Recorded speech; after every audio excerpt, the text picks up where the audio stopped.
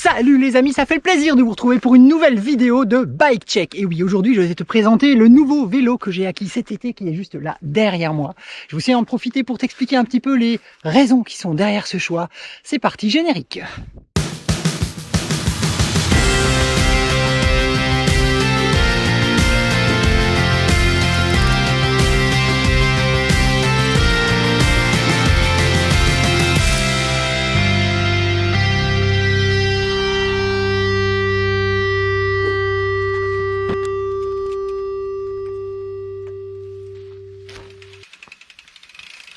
Comme tu peux le voir derrière moi, c'est un nouveau VTT, c'est un VTT de cross-country.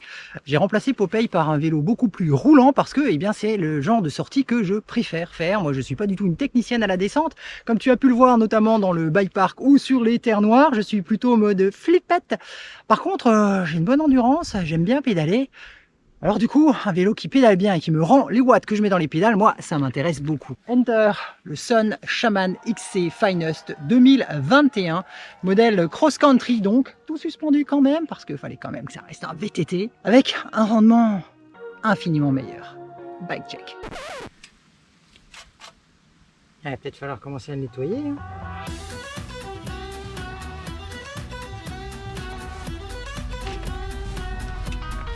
On va pouvoir se la péter maintenant.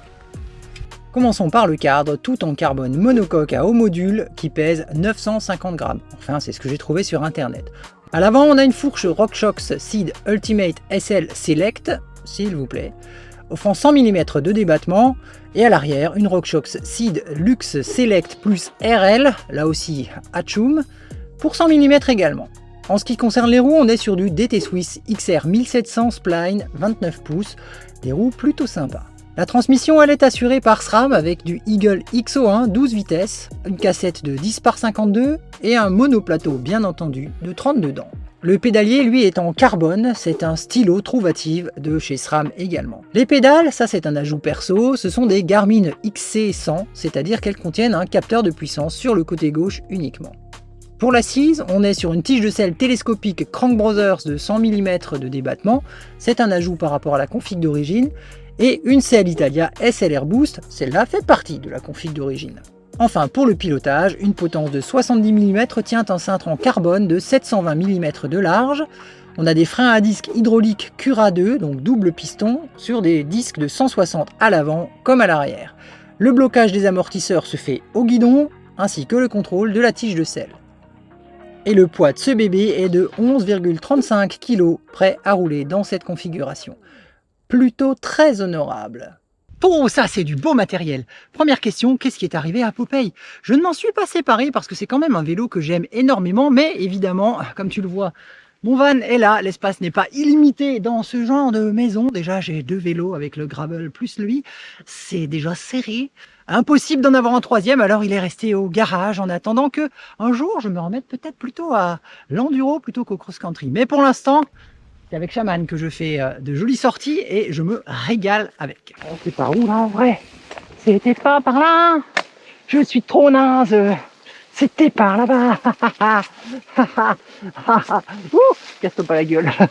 La question que tu peux te poser à ce niveau-là, c'est pourquoi avoir choisi un VTT et non pas un Monster Gravel ou un Gravel avec un passage de roue beaucoup plus large, pourquoi pas des amortisseurs ou toutes sortes d'artifices pour augmenter le confort du pilotage. Eh bien la raison est simple, c'est que pour moi le Gravel doit rester un vélo avec un esprit route assez prononcé, c'est-à-dire rigide, super efficace sur le bitume, tout comme sur des chemins très roulants, parce que évidemment dans les chemins on a du roulant et du pas roulant, mais pour moi le pas roulant, c'est plus vraiment du gravel, c'est pas ça que j'aime faire avec mon gravel.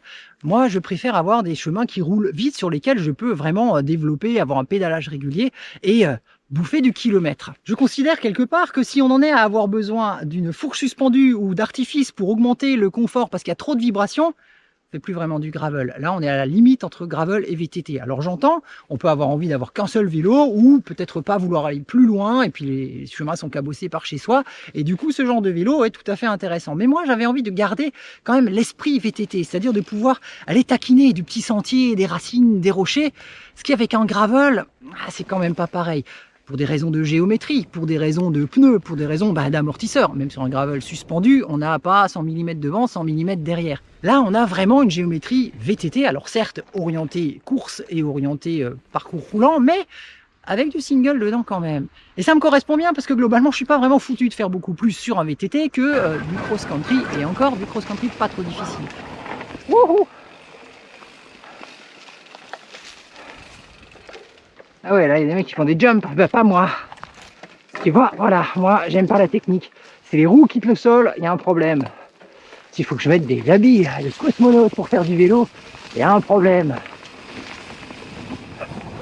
Mais du coup, je retrouve le plaisir avec ce vélo de retrouver mes watts dans les pédales. Quand j'appuie dessus, il part comme une flèche, et ça, c'est radicalement différent de Popeye qui était certes extrêmement capable en descente, mais quand même très lent et très lourd à relancer. Donc du coup, il est resté au garage, peut-être que j'y reviendrai, mais en attendant, avec ce petit chaman, je me régale.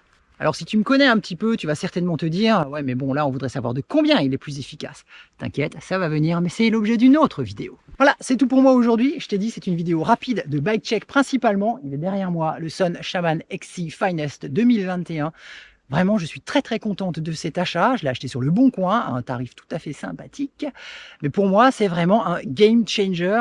Je redécouvre les joies du VTT et ça, c'est absolument top. Allez, si tu as apprécié cette vidéo, si tu as appris quelque chose aujourd'hui, n'hésite pas à laisser un petit pouce en l'air, un petit commentaire, voire même, si tu veux en voir davantage, à t'abonner à la chaîne. Moi, ça me fait plaisir et ça permet à ce contenu de toucher un nouveau public. Et moi, je te dis à très bientôt pour une nouvelle vidéo. Ciao!